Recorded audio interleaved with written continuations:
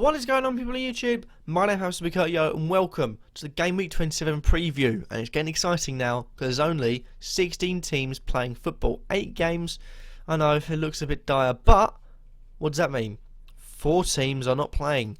Double game weeks are on the horizon and I cannot wait to cash in on Aguero and Barkley and many other players. But this week we've got a few things to discuss because people could have maybe 3 City players in there, a Barkley and Lukaku in there, are going to be losing points. So do you take a risk? Do you go for, less of them players, get rid of maybe, if I had Aguero, Yaya Toure, Silva, I also had Barkley, Baines and Howard, would I cash one of them in just to get more points this game week, or would I just stick with it to maybe get more productive on another game week? Today we are going to be discussing that, but for me, I'm definitely just going to be leaving it as it is. I've got 2 people missing. I actually have 3 because Simpson has now been red carded, so I'm just going to stick it out. I know people are going to be missing a lot of points this week, especially Newcastle players, so Wijnaldum as well. And you've also got Liverpool players also. Coutinho will be missed, Sturridge, Benteke, Firmino. A lot of people will be missing a lot of points, so just hold your horses if you've only got 1 or 2 players missing. Leave it for this game week, transfer someone who's going to get points and then bang it out.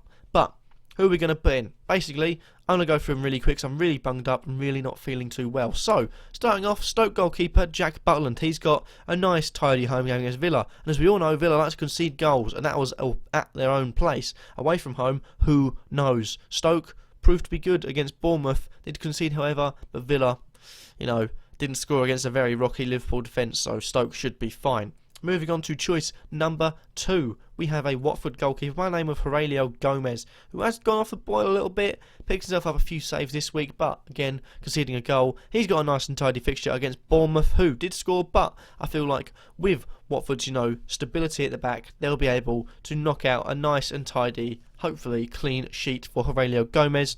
And lastly, we've got a Tottenham keeper by the name of Aurelio Gomez. If we were a few years back, Hugo Lloris. Mr. Lloris picked up a few clean sheets in the past, but didn't get one against Man City. Understandably, probably one of the best attacks in the world. However, Inacio scored, and it was nice to see that everyone celebrated with him.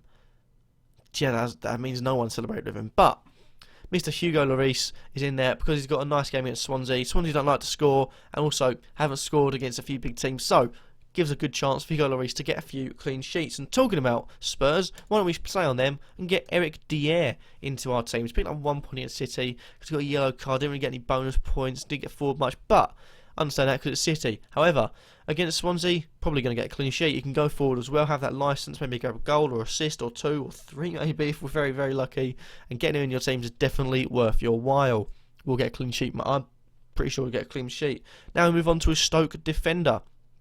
And this is by the name of, if I find Stoke, there we go, Mr. Philip Vulschild. I mentioned him a few times. He's 4.5 million, which is cheap as chips. He's got home games at Villa, and like I say, it's Villa. But they're also weak at defending set pieces, as well as weak as defending everyone else. So, Vulschild here, who has yet to make the net, could get his first goal in Stoke City colours. Yeah, he didn't score in last season, that's good. But moving on from that, I haven't actually got, a Watford defender, because I'm going for a weird route of putting Matthew Target in there. He's gone from 3.8 to 3.9, and the reason I'm putting him in here is because, at some point, if someone cashed him in on 3.7, my goodness, what a choice that was. But he seems to be playing football, and he seems to be first choice in their, 3 at the back / 5 at the back formation. He's playing just above a Bertrand, who's playing in centre back. He's playing like the left mid, left wing back sort of role, which is good for him. And he's got a game against Chelsea. Now he could get a clean sheet. He could also have the licence to go forward, attack, maybe grab an assist or 2. So definitely worth a punt on this game week. And 3.9 million. Imagine if I didn't want Koscielny. Get rid of him, or even Daniels. I'm still getting a lot of money back, which is definitely worth the while. Moving on from that, we've got 3 midfielders. And first of all, we've got a West Ham midfielder by the name of Dimitri Payet. As most West Ham fans are already singing, we've got Payet, Dimitri Payet. I just don't think you understand. Well, I don't think you understand either. I think you should understand, though, because he's having a blinding game. He's playing at home against Sunderland. Considering he ripped Norwich to shreds with a goal and assist and basically made both the goals. Home against Sunderland, we're doing the same thing, won't he? So get him in your teams now before he's price skyrockets to 8.3 million from 8.2. I know, extortionate prices. This is getting ridiculous now.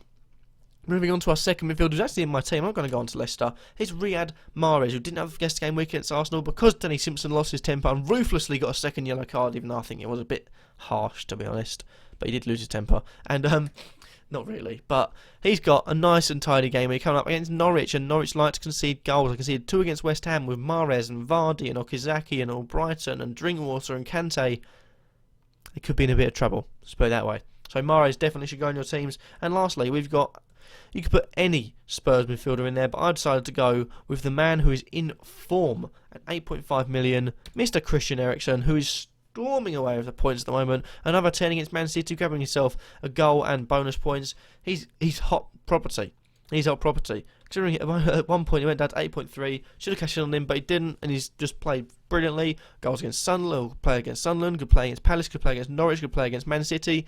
Gaming the teams now, he's just going to rise and rise and rise. He's the same price he was at the start of the season, so definitely worth bringing in. And lastly, also to mention, Dele Alli could be a good choice, 6 million as well, but you should have cashed in on him when he was like 4.9 million. But, what will be, will be. That's bad for you, isn't it? And lastly, we've got Mr. Jamie Vardy coming up for Leicester. Why do I say that? Because he's the penalty taker, so ahead of Mahrez, because Mahrez apparently missed a few. Unlucky. And he's grabbed a goal, bonus points. Basically, he's a good player as well. Takes penalties, so put them together, and you've got a set-piece taker who likes to score goals away from the set pieces. That's a good combination. And considering home game against Norwich, definitely worth it. Then we've got to go on to a Spurs. Oh, I'm really losing my breath here. Spurs forward by the name of Harry Kane. Yes, I know I shouldn't really put the obvious ones in there, but Harry Kane is coming in.